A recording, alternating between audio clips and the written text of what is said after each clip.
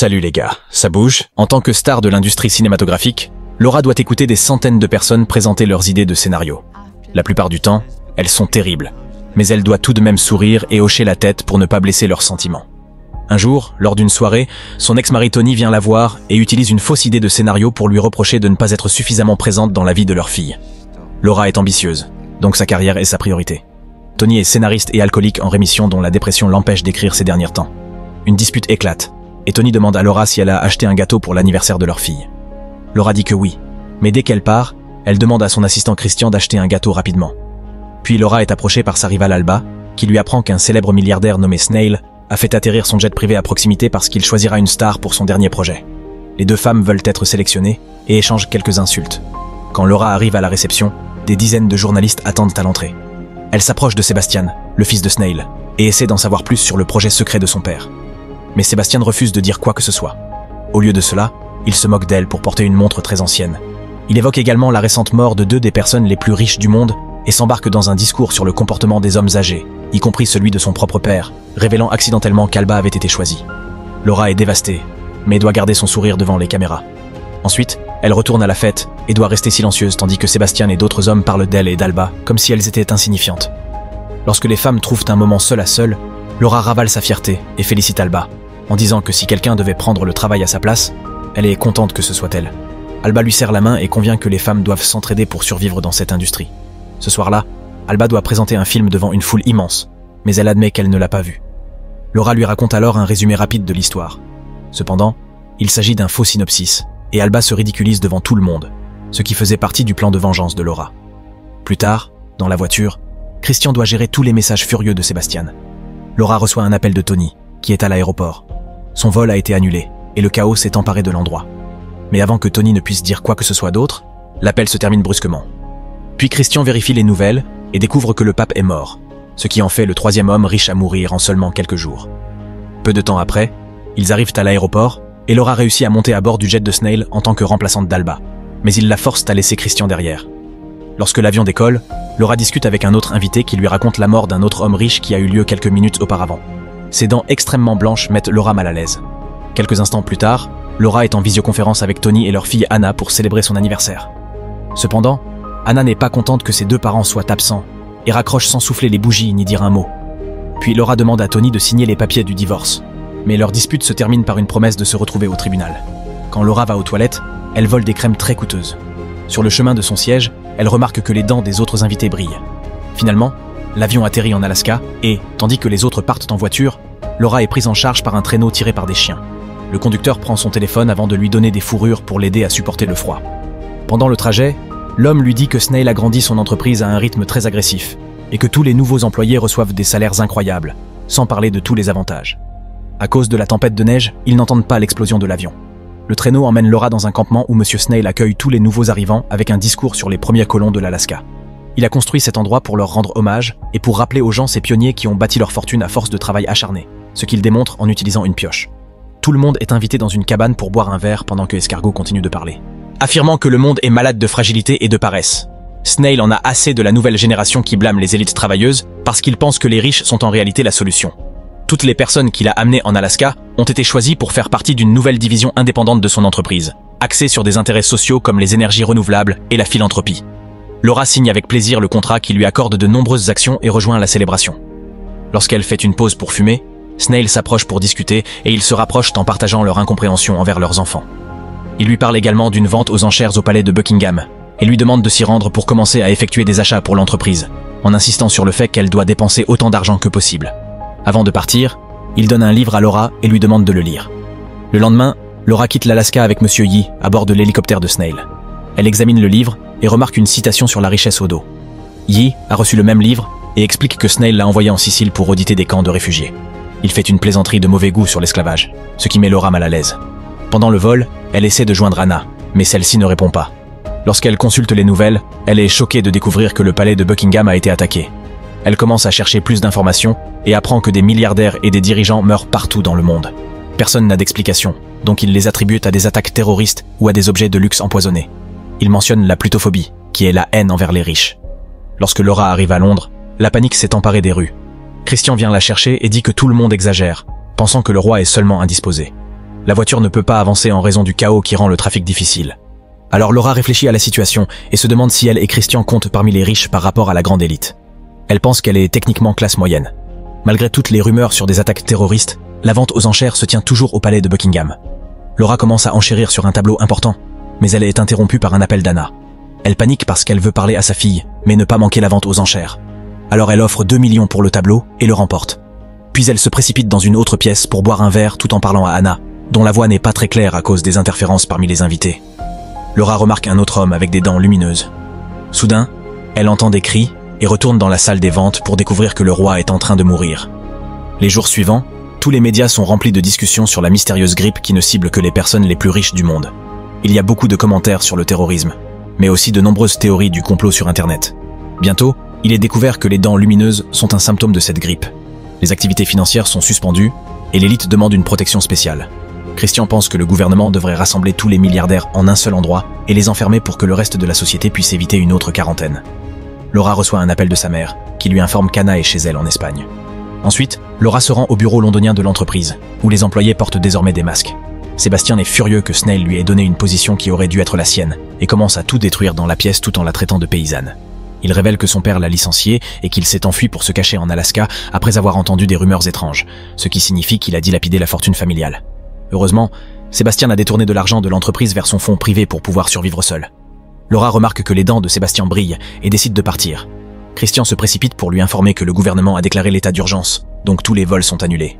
Elle lui dit de lui trouver un moyen de partir malgré tout, car elle est désespérée de retourner auprès de sa fille, et lui conseille de quitter la ville dès que possible. Lorsqu'elle quitte le bâtiment, des soldats protègent l'entrée contre des centaines de manifestants. Elle monte dans une voiture de l'entreprise et appelle son courtier pour vérifier ses actions. Le chauffeur entend cela et met rapidement un masque. Le courtier informe Laura qu'en raison du chaos dans l'économie, ses actions ont augmenté et qu'elle est maintenant riche. Mais il ne peut pas célébrer, vu les circonstances. Paniquée, Laura lui demande de vendre ses actions, mais cela est impossible car le marché est fermé. Ses seules options sont de dépenser l'argent ou de le donner. Ensuite, Laura retourne à son appartement et commence à préparer ses affaires, mais elle ne peut s'empêcher de s'arrêter devant le miroir pour regarder ses dents. À ce moment, quelqu'un sonne à sa porte et elle ouvre pour découvrir 3 soldats qui lui expliquent qu'elle a été choisie pour une protection spéciale. Elle peut rester dans son appartement ou être emmenée dans un endroit sécurisé, et Laura choisit la deuxième option. Cependant, lorsqu'elle va dans sa chambre pour prendre son sac, elle s'échappe par la fenêtre et descend l'escalier de secours pour atteindre le parking avec sa voiture.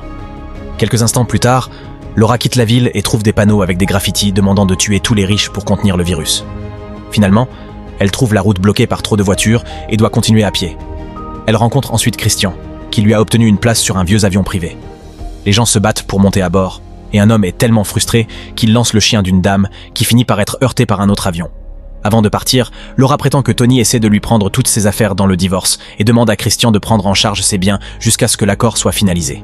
Cependant, Christian comprend qu'elle tente de lui transférer sa fortune et s'éloigne sans rien signer. Une fois que tout le monde est à bord, l'avion décolle en tremblant fortement. Laura appelle Tony pour lui dire qu'elle sera à Barcelone dans 6 heures et apprend qu'il est également chez sa mère. Elle essaie de protester, mais l'appel est interrompu à cause d'un mauvais signal.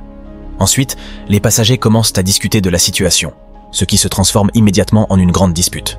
Cependant, tout le monde commence à paniquer lorsqu'il remarque que l'homme qui a jeté le chien a des dents lumineuses. Les autres passagers l'appellent infecté et tentent de l'attaquer. Alors l'homme se défend et commence à frapper les gens. Ils tombent accidentellement sur un levier qui ouvre la porte de l'avion, mais cela n'arrête pas la bagarre. L'homme et le propriétaire du chien s'agrippent mutuellement le visage pour causer de graves blessures, et un autre passager saisit l'occasion pour les jeter tous les deux hors de l'avion. Une fois le vol calmé, Laura consulte les nouvelles sur son téléphone et apprend que tous les milliardaires ont été mis en quarantaine. Beaucoup d'entre eux détruisent leurs biens les plus précieux, espérant que cela éloignera la maladie. Les gens en ligne appellent le virus la grippe des riches. Finalement, Laura arrive en Espagne et s'éclipse de l'aéroport pour appeler Tony. En attendant, elle recherche le nom de Escargot et trouve de nombreux articles disant qu'il a disparu sans laisser de traces, mais que ses biens ont été détruits. Devenant méfiante, Laura prend le livre qu'il lui a donné et relit la citation. Elle se rend compte qu'il n'a jamais existé un véritable Snail. Il les a simplement utilisés pour leur donner sa fortune, en faisant croire qu'il s'agissait de salaire et en construisant le campement. Ainsi, il pouvait arrêter d'être riche. Furieuse, Laura hurle de colère et jette le livre. À ce moment-là, Tony vient la chercher dans sa voiture. Pendant le trajet, il lui explique la situation. Voici que tous les riches ont été emmenés et que personne n'ose aller travailler. Quand il trouve la route bloquée par des policiers, Laura s'inquiète pour son sac, qui contient ses bijoux et son argent liquide. Tony la réprimande avant de cacher le sac et de stopper la voiture pour permettre aux policiers de faire leur contrôle. Leur santé semble être en bon état, Et lorsqu'un agent est sur le point de fouiller la voiture, un camion dévale la route et s'écrase contre la barrière policière, provoquant une petite explosion. Avec les agents se précipitant pour gérer cela, Laura et Tony saisissent l'occasion pour remonter dans la voiture et s'en aller. Dans la ville, des explosions se produisent partout et des émeutes éclatent dans les rues. Alors que le gouvernement essaie d'appliquer des protocoles d'urgence, Tony et Laura se rendent dans une petite ville dans les montagnes et trouvent des maisons avec des graffitis anti-riches sur les murs. Laura cherche Anna et la trouve en train de s'amuser avec d'autres adolescents, portant un t-shirt anti-riche. Furieuse, Laura ne dit pas un seul mot à sa fille et part immédiatement chercher sa mère, Martha, pour se plaindre de lui avoir inculqué ses idéaux. Cependant, Martha rappelle à Laura qu'Anna est en sécurité grâce à elle. Par la suite, Laura rejoint le repas communautaire, mais tout le monde l'observe avec méfiance. Un homme bienveillant remarque sa montre et se souvient qu'elle l'avait achetée avec son premier salaire. Il est impressionné qu'elle l'ait toujours. Un autre homme souligne que le virus descend dans la hiérarchie sociale et se demande quand ce sera le tour de Laura. Ce soir-là, Laura avoue à Tony qu'elle est riche dans ce qu'elle a essayé de faire pour Christian. Elle admet également qu'elle craint d'être déjà infectée par le virus et envisage de partir. À ce moment-là, le gentleman du déjeuner vient la prévenir que les habitants sont en colère et veulent qu'elle s'en aille. Une dispute éclate, car Martha et Tony refusent de la laisser partir. Mais bientôt, une foule en colère entoure la famille et exige le départ de Laura. Quelques instants plus tard, toute la famille quitte les lieux ensemble à bord d'un navire. Martha explique qu'elle a une amie en Tanzanie qui vit hors réseau et peut les accueillir. Un long voyage les attend, et tandis qu'ils naviguent, ils aperçoivent souvent d'autres bateaux tentant de fuir également. Ils survivent en pêchant et en recueillant l'eau de pluie. Une nuit, ils entendent un bruit étrange et découvrent une femme flottant sur une planche, appelant à l'aide. Ils lui lancent immédiatement une corde pour l'amener à bord et la nourrissent. Elle s'appelle Yoline et explique qu'elle était à la dérive depuis 6 jours. Soudain, un navire militaire apparaît à côté des familles, révélant qu'ils ont atteint la côte libyenne. Les soldats expliquent que leur pays ne prend pas de réfugiés pour le moment avant de procéder à l'arrestation de la famille et d'attacher leur navire au leur. Le lendemain matin, les bateaux s'arrêtent près de la côte d'une île africaine avant que les soldats ne demandent au groupe de sauter à l'eau et de nager. Lorsque le groupe tente de protester, ils sont poussés à l'eau. Yoline et la famille nagent jusqu'à la plage la plus proche et découvrent un mémorial dédié à tous les migrants ayant perdu la vie en mer. Le groupe explore ensuite les environs et trouve un camp de réfugiés où une immense foule se rassemble autour d'un véhicule militaire pour tenter d'obtenir de la nourriture. Yoline se fraye un chemin à travers la foule violente et parvient à récupérer quelques provisions qu'elle partage avec la famille. Par la suite, des médecins leur font un test rapide pour s'assurer qu'ils sont en bonne santé. Les gens sont séparés selon leur lieu d'origine, ce qui signifie que Yoline est envoyée dans les tentes africaines, tandis que la famille rejoint les autres Européens. Un soldat leur annonce qu'ils ont perdu le contact avec le continent depuis 4 jours et que l'Afrique n'accepte désormais que ses propres citoyens. Laura tente d'expliquer qu'elle a fait de nombreux dons à des associations caritatives africaines, mais le soldat lui répond que ce n'est pas ainsi que les choses fonctionnent ici. Cela signifie que la famille est coincée. En explorant le camp, Laura est surprise de retrouver Yi, qui lui explique que les pays pauvres s'en sortent bien tandis que l'Europe brûle. Il lui conseille de se mettre à l'abri et de ne pas sortir avant l'aube. Lorsqu'il enlève son masque, il révèle des dents lumineuses. Cette nuit-là, Yoline et la famille quittent le camp et se cachent sous de vieux débris. Laura tente de s'excuser auprès de Tony pour la façon dont leur relation s'est terminée, mais Tony reste silencieux. Elle l'oblige alors à lui montrer ses dents. Il s'avère qu'elle brille parce qu'il a signé le contrat que Christian avait refusé, faisant de lui l'actuel propriétaire de la fortune de Laura. Le duo sort pour en discuter, et Laura éclate en sanglots tandis que Tony lui dit de protéger leur fille. À ce moment-là, 2 hommes surgissent et assomment Martha avant d'enlever Anna. En entendant ces cris, Tony et Laura se lancent à leur poursuite. Une fois assez proches, ils se jettent sur les ravisseurs pour les attaquer. Mais Laura est facilement maîtrisée, et Tony doit affronter les 2 hommes seuls. Il commence à frapper l'un d'eux au sol, mais finit par se faire poignarder. Laura le pousse alors sur le côté et écrase la tête de l'agresseur avec une pierre. Ensuite, elle s'attaque à l'autre homme et lui inflige le même sort, laissant sa famille choquée par sa brutalité. Au matin, le groupe retourne au camp et découvre qu'il a été entièrement détruit. Ils s'associent aux survivants pour construire un grand bateau et quitter l'île tous ensemble. Après plusieurs jours de navigation sous une pluie battante, le bateau dirigé par Tony se rapproche enfin des côtes africaines. Cependant, un navire de patrouille surgit et éperonne leur embarcation pour la détruire, envoyant tous les réfugiés à l'eau dans l'espoir de les noyer. Laura s'accroche à des débris tout en criant le nom d'Anna, en vain. Après un long moment à dériver, Laura et quelques réfugiés sont finalement rejetés sur le rivage africain par les vagues. La police arrive pour les arrêter, alors Laura prend immédiatement la fuite, traversant un tunnel creusé dans un immense mur pour atteindre des bâtiments abandonnés. Elle court de pièce en pièce à la recherche d'une cachette et tombe sur une vieille dame qui accepte de lui prêter des vêtements. Maintenant qu'elle ressemble à une locale, Laura retourne dans la rue et les soldats ne la remarquent même pas. Elle revient sur la plage et trouve un groupe d'habitants qui secourent les réfugiés. Anna et Yoline sont saines et sauves, mais Martha est morte et Tony demeure introuvable. Tous les réfugiés sont entassés dans un camion et voyagent empilés les uns sur les autres pendant plusieurs jours. Après un arrêt pour se nourrir et s'hydrater, ils doivent poursuivre leur route à pied. Finalement, ils atteignent une plage où les gens construisent lentement un village à partir de rien. Les réfugiés sont contraints de déposer leurs biens personnels dans un grand bol afin qu'ils soient partagés avec tous. Laura n'a d'autre choix que d'y laisser sa précieuse montre. Dès lors, Laura et les filles doivent apprendre à vivre de la terre et à aider la communauté. Un soir, Laura aperçoit une femme portant sa montre et la suit pour lui proposer un échange. Elle souhaite troquer la montre contre de jolis coquillages qu'elle a patiemment collectionnés. Alors qu'elle sourit, ses dents commencent à devenir plus blanches.